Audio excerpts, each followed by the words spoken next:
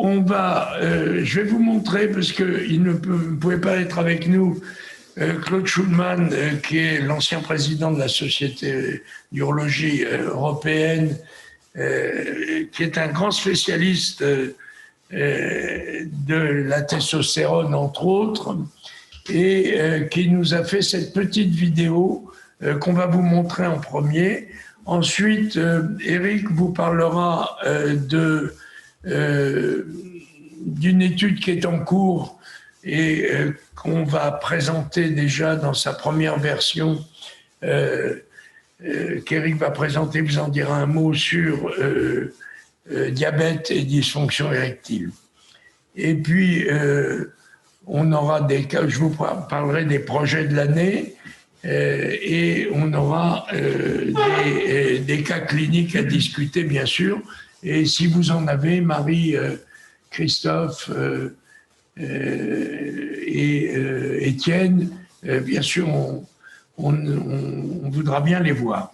Voilà. Donc, Pascal, tu nous montres le film donc, de Claude. Bonjour à toutes et tous. S'il y a bien un sujet dont on parle malheureusement tout le temps depuis plus d'un an, c'est celui du Covid, son incidence, sa mortalité. Et je voulais illustrer avec vous et essayer d'expliquer pourquoi les hommes meurent davantage que les femmes.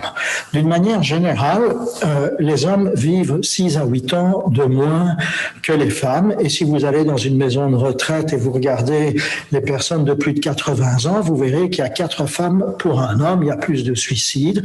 Et il y a plusieurs explications. L'une des principales, c'est que les femmes, depuis l'adolescence presque, vont visiter le médecin et elles font ça tout au long de leur vie de femme et elles continuent à le faire après la ménopause, bien entendu, tandis que pour l'homme, tout ça est beaucoup moins important que s'occuper de sa voiture. Les hommes vieillissent aussi, même à Hollywood, comme vous pouvez le voir. L'incidence du Covid a bien sûr été bien étudiée en Belgique comme ailleurs, sur de grandes études. Et vous voyez qu'au niveau de l'incidence, par âge, les femmes sont plus susceptibles d'attraper le Covid.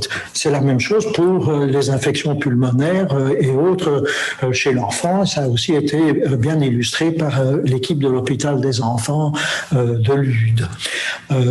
Les femmes sont plus susceptibles. Mais au niveau de la mortalité, là, ce sont malheureusement pas, les hommes décèdent infiniment plus, comme vous le voyez sur ce graphique. Les hommes sont en vert foncé, et c'est vrai jusqu'à l'âge de 85 ans où ça s'équilibre.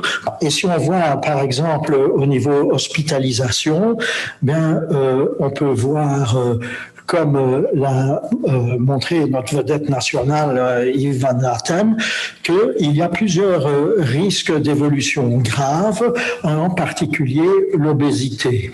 Si on voit les patients qui sont hospitalisés pour Covid en forme grave, eh bien 50% sont atteints d'obésité et la mortalité est multipliée par près de 10, ce qui est quand même énorme. 30% sont atteints d'hypertension, mortalité augmentée de 8%, de diabète et de maladies cardiovasculaires. Et ce problème d'obésité est bien connu comme étant très fréquemment, pour pas dire presque toujours, une diminution progressive et en relation de la testostérone. Et le profil de ces victimes est celui qui est un petit peu exagérément, mais illustré ici, comme vous le voyez, dans un journal grand public.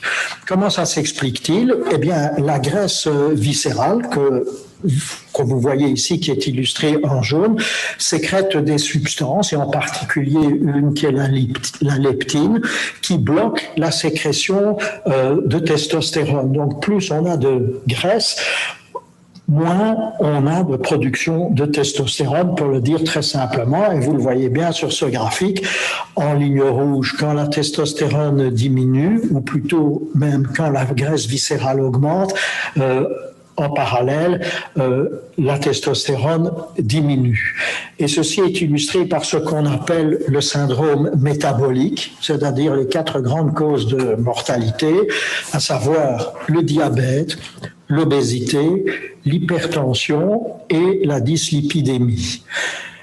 Ce syndrome métabolique, avec ses différentes composantes, sont proportionnellement presque associés avec une diminution progressive et en relation de la testostérone. Plus on a de facteurs métaboliques défavorables, plus la testostérone est basse. Si on voit la relation entre un taux de testostérone et la mortalité, les complications cardiovasculaires et la mortalité par cancer, sur une très longue étude de plus de 3000 personnes faite aux États-Unis, où les personnes étaient suivies pendant 17 ans, ce qui est énorme, ceux qui avaient un taux de testostérone très bas, eh bien, vous voyez que leur mortalité pour toute cause est multipliée par 1,9, pour ne pas dire 2 fois plus importante.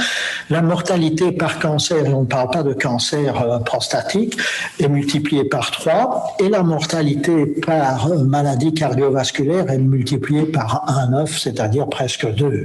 Et on voit très bien sur ce graphique, sur la ligne noire, que l'espérance de vie est nettement inférieure lorsque le taux de testostérone est très bas comparé à un taux de testostérone dans la norme. Les complications cardiovasculaires sont très bien connues depuis longtemps et un taux de testostérone, sans entrer dans les détails, un taux de testostérone bas est un facteur prédictif de complications cardiovasculaires sévères.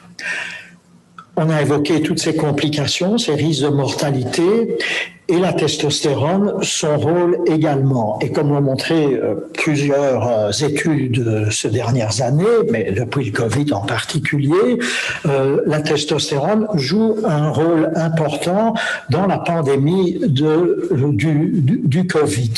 Et en fait, et sans entrer le moins possible dans les détails, il y a un récepteur qui est une protéase transmembranaire, TM, etc., qui joue un rôle aussi bien sur le Covid que sur la prostate liée donc à la testostérone.